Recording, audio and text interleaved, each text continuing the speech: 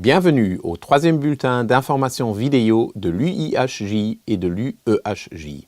Avec ce bulletin d'information vidéo, j'aimerais vous informer à nouveau de l'état d'avancement de nos travaux depuis la dernière édition et vous donner un aperçu des prochaines réunions et manifestations.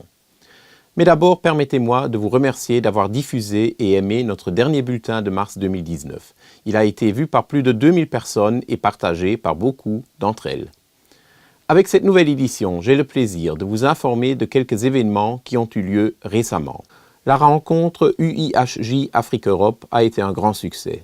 Sous le thème « Exécution transfrontière vers un titre exécutoire africain », des représentants de 19 pays africains et européens, de l'OHADA, de l'ERSUMA et de la Conférence de La Haye de droit international privé ont discuté de l'intérêt pour les institutions, les citoyens, les investisseurs et les acteurs économiques d'introduire un titre exécutoire qui faciliterait l'exécution transfrontière des décisions judiciaires en Afrique, notamment dans la zone OHADA.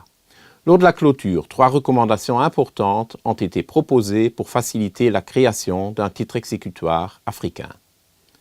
La 10e édition anniversaire de la Conférence internationale sur l'exécution forcée, organisée par le Service fédéral des huissiers de justice de la Fédération de Russie, en coopération avec l'Union internationale à Moscou, a été un des moments forts de l'année. Des représentants de 58 pays venus du monde entier y ont participé. Pendant 2 jours, l'état actuel des procédures d'exécution et des vecteurs de développement ont été présentés et analysés. L'importance de la numérisation de la procédure d'exécution était au centre de la discussion. Il ne fait aucun doute que l'Union internationale peut devenir un acteur clé dans la digitalisation de la justice et plus spécifiquement dans celle de l'exécution civile en élaborant des prises de position ainsi que des recommandations. Ce serait pour nous l'occasion à prendre pour assurer la pérennité de notre profession dans un processus où l'intelligence artificielle et les technologies modernes transforment le monde à la vitesse de la lumière. La création prévue par l'Union internationale d'un code mondial de l'exécution sur les avoirs digitaux pourrait être un événement important dans son histoire. Ce sera l'occasion pour l'Union internationale de devenir pionnière dans ce domaine et d'influencer la création de législation nationale qui serait, dès le départ, harmonisée au niveau mondial. Par ailleurs, l'UIHJ a participé à de nombreuses réunions et conférences. À cet égard, nous pouvons mentionner la réunion du groupe de travail de la CEPEJ concernant la discussion sur la mise en œuvre des principes de la Charte éthique européenne sur l'utilisation de l'intelligence artificielle dans les systèmes judiciaires et leur environnement. Nous avons également participé à une conférence internationale à Bangkok sur le thème de l'exécution des jugements civils dans le cadre des nouvelles technologies, qui a réuni plus de 400 participants. À cette occasion, un protocole d'accord a été signé par l'Union internationale et le ministère de la Justice du Royaume de Thaïlande relatif à la coopération académique. Nous étions également présents à la conférence de La Haye lors de la finalisation de la Convention jugement qui permet la reconnaissance des jugements et facilite ainsi leur exécution. Les avantages sont évidents: certitude, prévisibilité, clarté et simplicité. Les coûts, les délais et les risques sont considérablement réduits.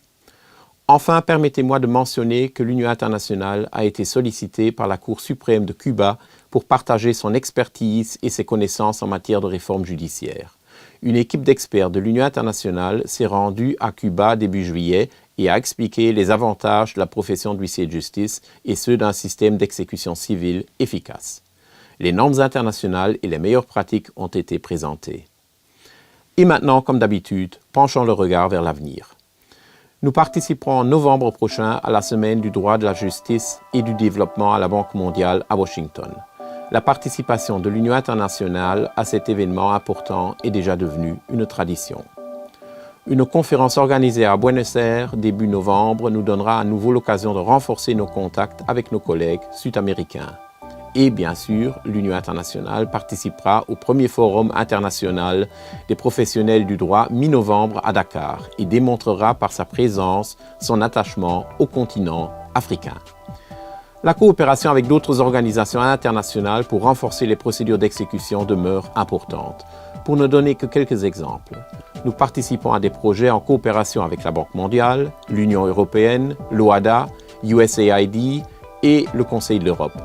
Un bon exemple d'une telle coopération est celle avec la CPJ, la Commission européenne pour l'efficacité de la justice. À cet égard, nous vous rappelons que le 4 décembre, l'UIHJ organise en coopération avec la CPJ le 2e Forum mondial sur l'exécution.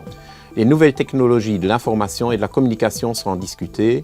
Nous nous concentrons sur les avoirs digitaux et tenterons de savoir comment les saisir. En outre, l'utilisation de la technologie de la blockchain dans le domaine de l'exécution et celle des contrats intelligents sera mise en avant lors de ce forum. Il y a encore quelques places disponibles pour participer à ce forum. Pour plus d'informations, visitez notre page Facebook.